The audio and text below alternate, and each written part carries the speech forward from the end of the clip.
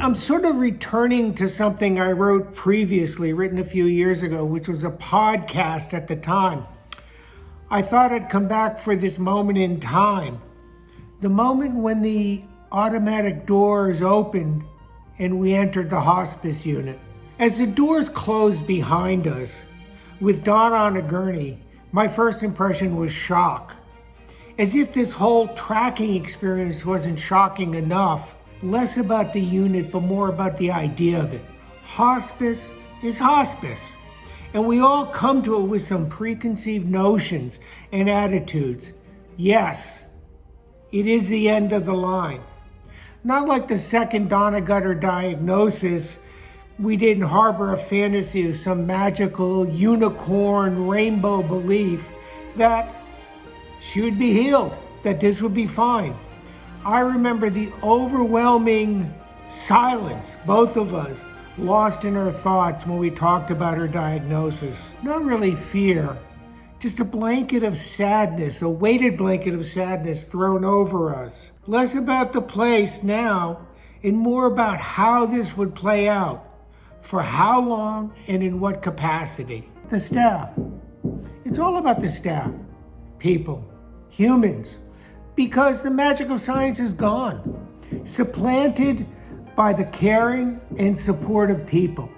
People who make this horrific, tragic, sad, painful end of life for both of us bearable, surprisingly hopeful, and comforting. The physical plant was fine. It was older, but clean and comfortable. The room had windows facing a courtyard. This was where the end would come.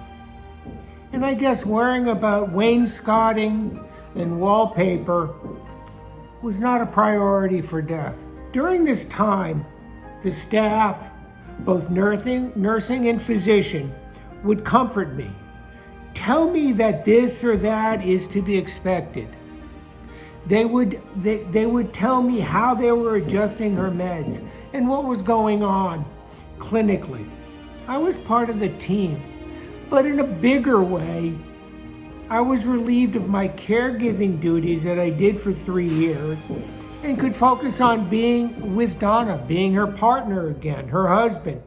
Yet, those of you who know me know I'm a control freak, and taking charge was going to win over watching. I had to know what was going on, what was being done, what more could be done. I was respectful but active in her care. And they, the staff, the people, the humans who were caring for her, were caring for me in a very big way. Caring for me. That's what they do. We may be lost and focused on the loved ones, yet they see the full spectrum of the patient in 360 degrees, including the loved ones. I've always said hospice saved my life. Hospice is about dying well. There is no good death. Any death is bad and painful. But dying well, surrounded by friends, family, loved one, changes the dynamic for both the patient and the family.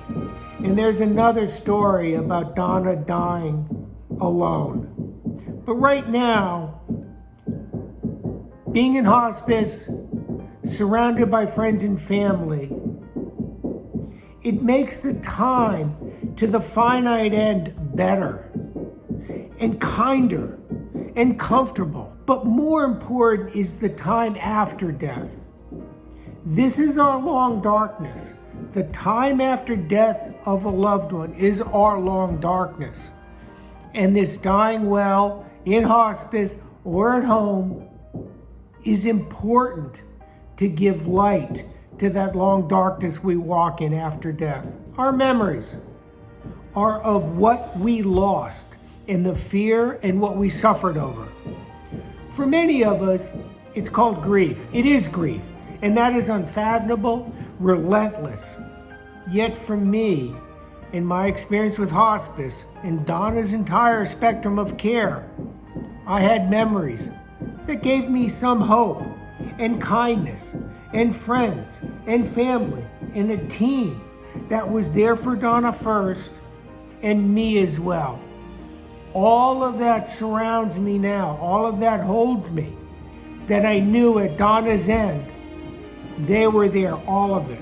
And as much as I didn't want to live, and I still don't want to live, but I keep thinking about that time during her care in hospice, and I reflect on what was and not wasn't. Donna was loved, Donna was cared for. It wasn't easy, but that's what it was.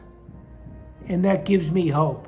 Of course, leave a comment, subscribe, share, ask me anything, all that other cool stuff. Thank you for listening. I held Donna's hand and watched her grimace as the doctor pushed the catheter through her back into her lung. This will work, I thought. This will work. She'll be home soon. Donna was admitted to the medical surgical unit. Her hospital room was a single, no roommate. The windows faced you as you entered and let the daylight in. Her bed was on the right, across from the bathroom. After she was admitted and settled in her room, we sat. For the day, as residents, nurses, and Dr. B came and went, she was showing more fear than I'd seen in the past. Her strength was declining. At dinner time, I left to get Nina from boarding so I could feed and medicate her. When I got home, I unlocked the door, opened our door, without Donna beside me or inside. The next day, there was good news. The thoracentesis had worked. Until it didn't. The fluid came back on Wednesday. I held her hand again, watched her face again, as another catheter stabbed her back. This time it worked, until it didn't. We need to discuss palliative care, Dr. B said. Great, I thought.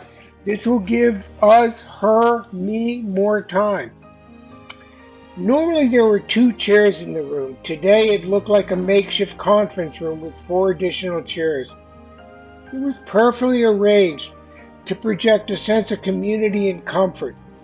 Dr. B orchestrated where the chairs were placed, who sat, who stood, thinking all the while of how this meeting would affect her. Palliative care was going to be a major change in her status. No longer was Donna living and being. She was Donna at the end of life. The residents, social worker, and hospice staff attending the meeting followed Dr. B's lead, staying focused on Donna the person, her life, and my status. Nobody was making the rounds with a clipboard. Donna wasn't asking questions, though. She wasn't engaged.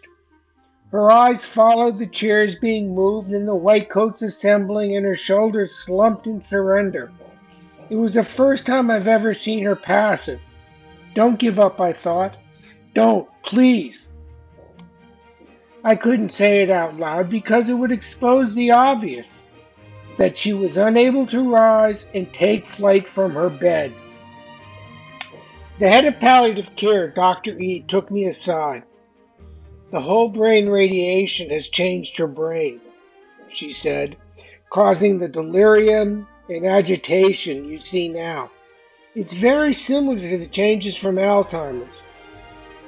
I turned away, struggling to keep my emotions in check. When I turned back, she was saying, current standards of pain management in general medicine are not sufficient for end-of-life pain management due to the tumor progression. Not sufficient? Dr. Inoda, palliative care patients are better trained to manage this pain. I returned to the room to sit next to Donna in her bed. Everyone was gone. The chairs were gone. She was silent. I was silent. I looked at her face and began to see what had been there for weeks. The sadness around her eyes was showing under her mask of fear. I had my list of chores. I headed home and managed them. Feed Nina, walk Nina, make the bed, do the laundry. In the moment, no future, no past.